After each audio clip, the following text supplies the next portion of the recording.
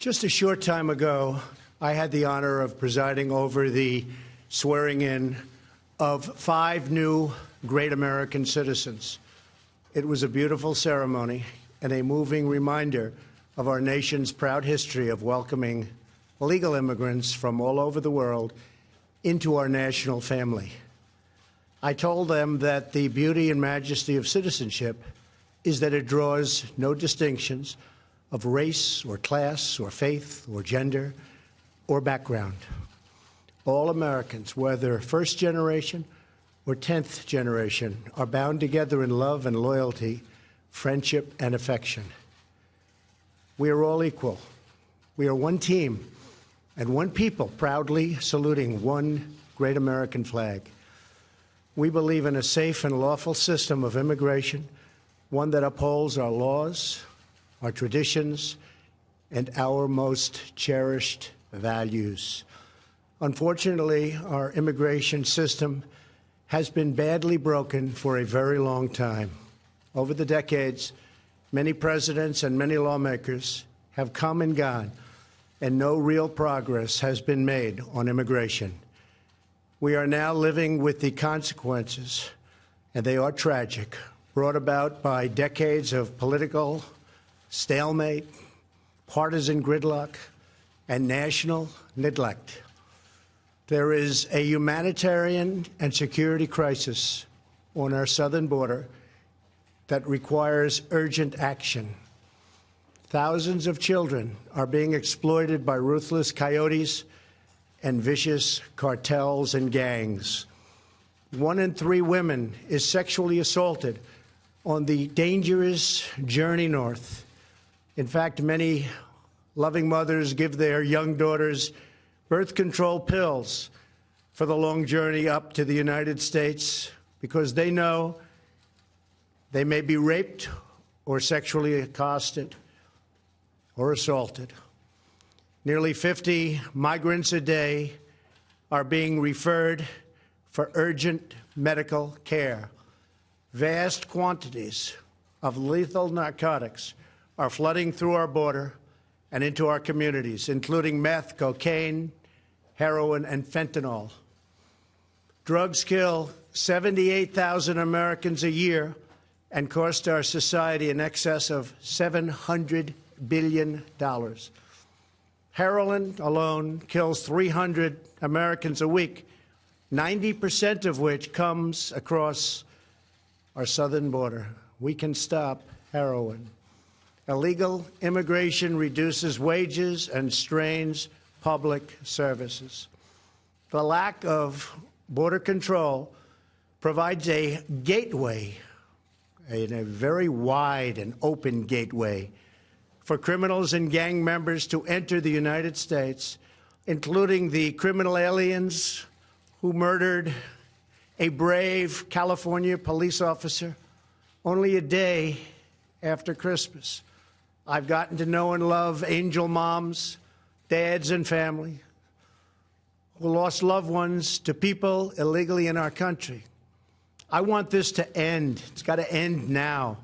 These are not talking points. These are the heartbreaking realities that are hurting innocent, precious human beings every single day on both sides of the border. As a candidate for president, I promised I would fix this crisis, and I intend to keep that promise one way or the other. Our immigration system should be the subject of pride, not a source of shame, as it is all over the world. Our immigration system should be the envy of the world, not a symbol of disunity and dysfunction. The good news is these problems can all be solved, but only if we have the political courage to do what is just and what is right. Both sides in Washington must simply come together, listen to each other, put down their armor, build trust, reach across the aisle, and find solutions. It is time to reclaim our future from the extreme voices who fear compromise and demand open borders, which means drugs pouring in human trafficking, and a lot of crime. That is why I am here today to break the logjam and provide Congress with a path forward to end the government shutdown and solve the crisis on the southern border. If we are successful in this effort, we will then have the best chance in a very long time at real bipartisan immigration reform. And it won't stop here. It will keep going until we do it all. The proposal I will outline today is based on, first and foremost, on input from our border agents and Homeland Security professionals, and professionals they are. They know what they're doing. It is a compassionate response to the ongoing tragedy on our southern border. In recent weeks, we have met with large numbers of Democrat lawmakers to hear their ideas and suggestions. By incorporating the priorities of rank-and-file Democrats in our plan, we hope they will offer their enthusiastic support, and I think many will. This is a common-sense compromise both parties should embrace.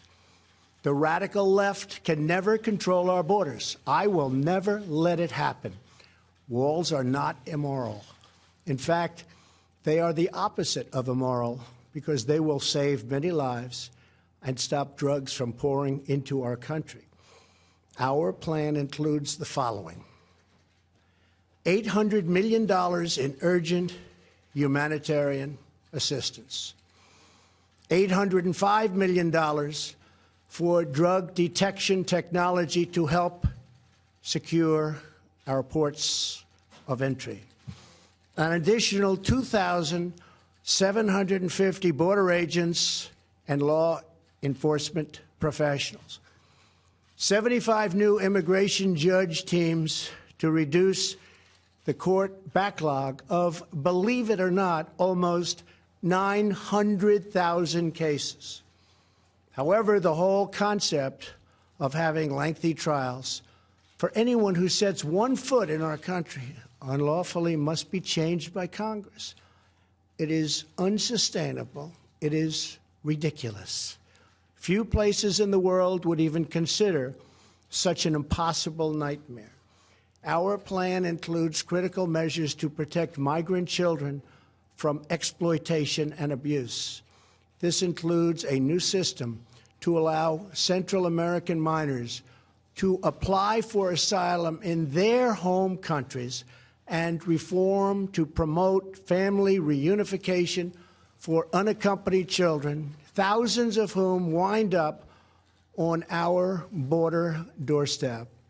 To physically secure our border, the plan includes $5.7 billion for a strategic deployment of physical barriers, or a wall.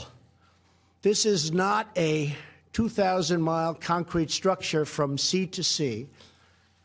These are steel barriers in high-priority locations. Much of the border is already protected by natural barriers such as mountains and water. We already have many miles of barrier, including 115 miles that we are currently building or under contract. It will be done quickly. Our request will add another 230 miles this year in the areas our border agents most urgently need. It will have an unbelievable impact. If we build a powerful and fully designed see-through steel barrier on our southern border, the crime rate and drug problem in our country would be quickly and greatly reduced. Some say it could be cut in half. Because these criminals, drug smugglers, gangs, and traffickers do not stop at our border. They permeate throughout our country, and they end up in some places where you'd least expect them. They go all over our country. A steel barrier will help us stop illegal immigration while safely directing commerce to our lawful ports of entry. Many of these security ideas have been proposed by Democrats themselves, and all of them have been supported by Democrats in the past, including a physical barrier wall or fence. Furthermore, in order to build the trust and goodwill necessary to begin real immigration reform, there are two more elements to my plan. Number one is 3 years of legislative relief for 700,000 DACA recipients brought here unlawfully by their parents at a young age many years ago. This extension will give them access to work permits, Social Security numbers, and protection from deportation, most importantly. Secondly, our proposal provides a 3-year extension of temporary protected status, or TPS. This means that 300,000 immigrants whose protected status is facing expiration will now have 3 more years of certainty so that Congress can work on a larger immigration deal, which everybody wants, Republicans and Democrats. And our farmers and vineyards won't be affected because lawful and regulated entry into our country will be easy and consistent. That is our plan. Border security, DACA, TPS, and many other things. Straightforward, fair, reasonable, and common sense with lots of compromise. Senate Majority Leader Mitch McConnell has pledged to bring this bill to a vote this week in the United States Senate. Our proposal is not intended to solve all of our immigration challenges. This plan solves the immediate crisis, and it is a horrible crisis. It is a humanitarian crisis like we rarely see in our country. And it provides humanitarian relief, delivers real border security, and immediately reopens our federal government. If we are successful in this effort, then we can start the border project of remaking our immigration system for the 21st century.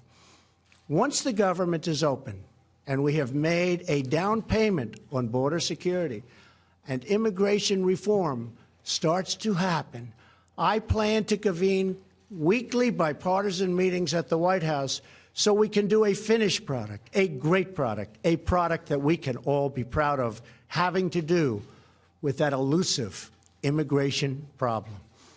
Whatever we do, I can promise you this: I will never forget that my first duty and ultimate loyalty is to you, the American people.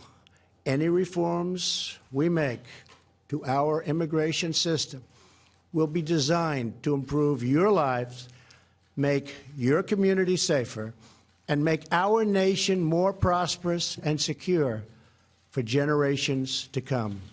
Thank you, and God bless America. Thank you.